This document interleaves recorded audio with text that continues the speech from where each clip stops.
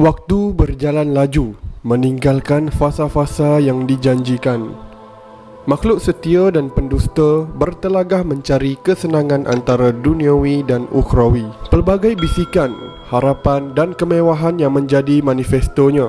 Sumpahnya tertulis sejak diusir hingga terbenam ke neraka jahanam. Iblis berusaha mencari sekutu dengan makhluk yang bermata satu, cacat kerana terzahir kesesatan yang lahir dari sifat hasad. Iblis mula menulis sejarah dari tinta penipuan, dakwat-dakwat dari darah manusia yang tertitis di atas lembaran panji-panji ini. Kemurkaan Tuhan beriringan membawa panji-panji dari neraka. Ternyata iblis tidak mahu keseorangan berteman di lohong api yang membungkam. Agenda direkayasa dari zaman berzaman. Syaitan setia menjadi rakan dan teman. Dajjal, munafik, kafir, semuanya disatukan sebagai pengikut yang rela direjam di jahanam. Apakah iblis berjaya menakluk manusia dengan janji-janjinya? Duhai sahabat, saat matamu mendengar nukilan ini, bibirmu mungkin tidak bergerak. Hanya kaku, hatimu mula mendengar setiap baris kata yang dibaca.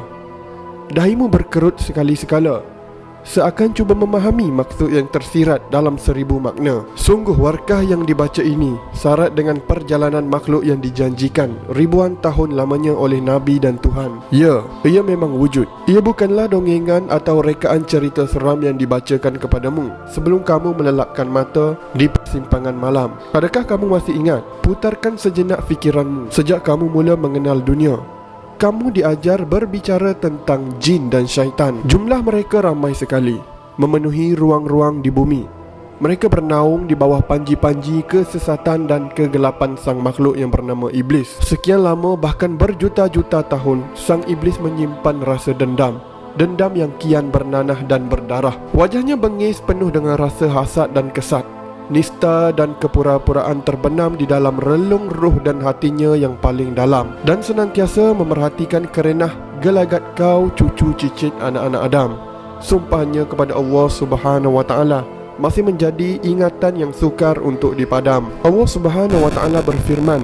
Iblis menjawab, "Kerana engkau telah menghukumku tersesat, maka aku benar-benar akan menghalang-halangi mereka dari jalanmu yang lurus. Kemudiannya aku akan mendatangi mereka dari wajah dan dari belakang mereka, dari kanan dan dari kiri mereka, dan engkau tidak akan mendapati kebanyakan mereka yang bersyukur." Hari itu bukanlah hari-hari biasa yang dilalui iblis.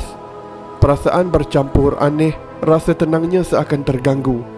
Dia yang selama ini menjadi tempat rujukan para malaikat dan bakal menjadi pemimpin makhluk, merasakan dirinya bakal tergugat. Pada fikirannya mustahil sekali iblis mempunyai pesaing, kerana dia merasakan dirinya adalah yang paling layak.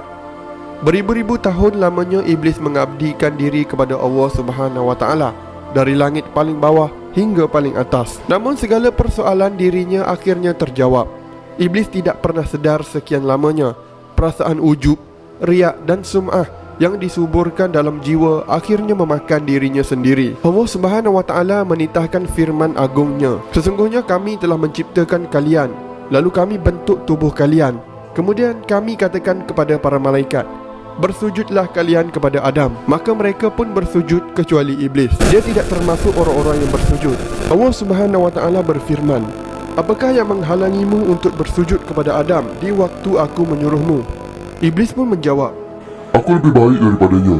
Engkau ciptakan aku dari api, sedangkan dia engkau ciptakannya dari tanah." Allah Subhanahu wa Ta'ala berfirman lagi, "Turunlah kamu dari syurga itu, kerana kamu tidak patut menyombongkan diri di dalamnya.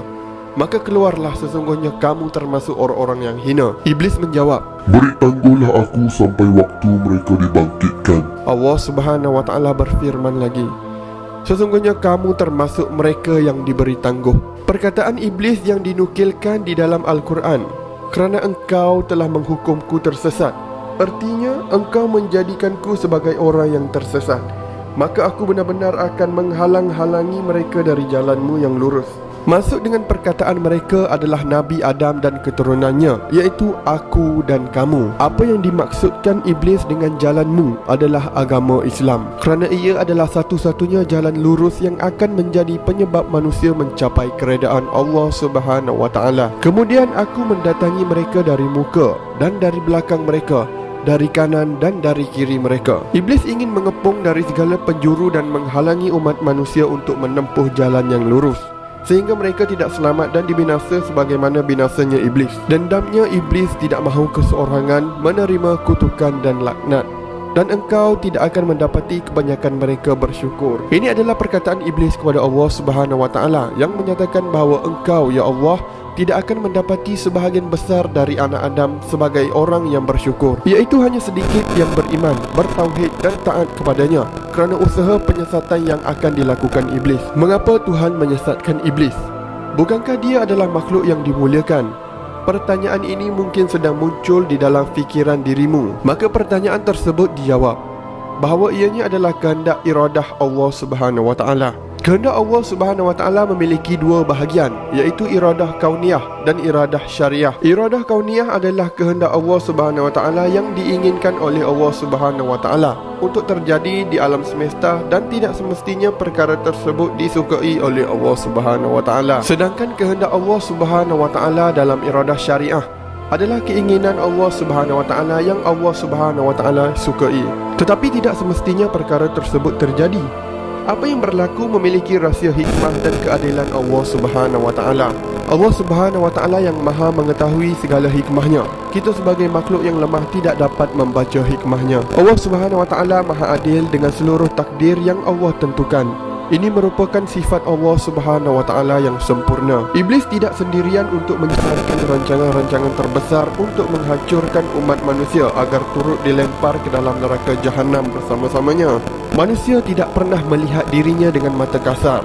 Hanya mereka yang dikurniakan mata hati dapat membaca bisikan yang dilakukan secara diam. Setiap daripada anak-anak kecil, remaja, dewasa, orang tua sentiasa dalam pengawasan para tenteranya. Iblis berkata, aku akan mendatangi mereka dari setiap penjuru manusia. Cuba kamu fahami apakah yang cuba disampaikan iblis. Iblis berkata, aku akan mendatangi mereka dari setiap penjuru manusia.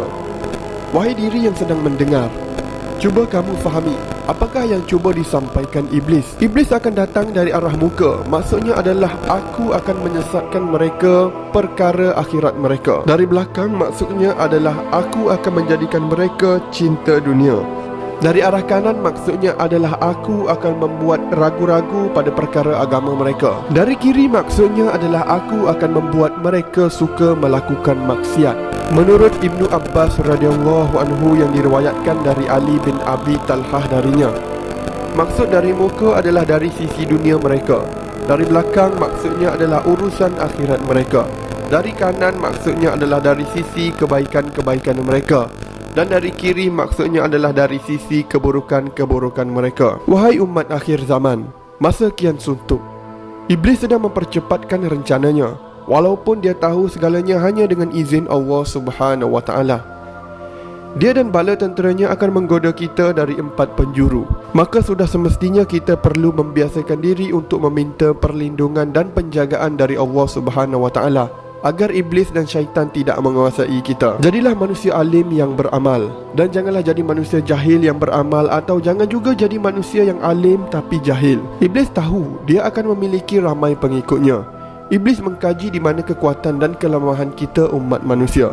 Hidupnya yang tidak pernah mati itu sebenarnya menderita dengan kesedihan dan rasa hati yang kosong. Namun kerana dendam, iblis tidak akan berhenti mengotakkan janji-janjinya. Ia akan datang melalui pelbagai perang psikologi, teknologi, hiburan dan kekayaan duniawi yang menggelapkan. Berusahalah sedaya mungkin untuk menjalani usiamu yang sedikit agar selamat di akhirat. Aku dan kamu tidak terlepas.